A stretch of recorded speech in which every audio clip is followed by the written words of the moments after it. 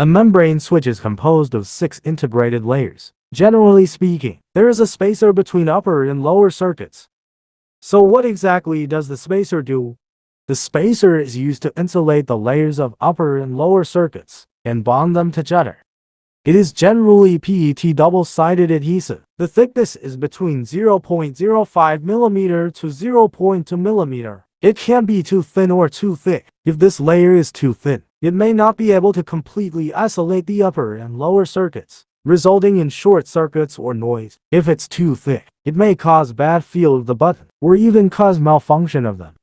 There's more. Metal domes and LED beads are installed on the spacer, so this layer also helps to hold things in place.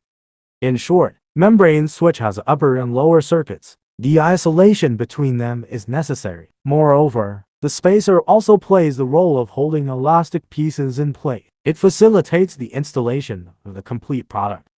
JRPanel has many years of experience in membrane switch design. Welcome to contact us and place an order.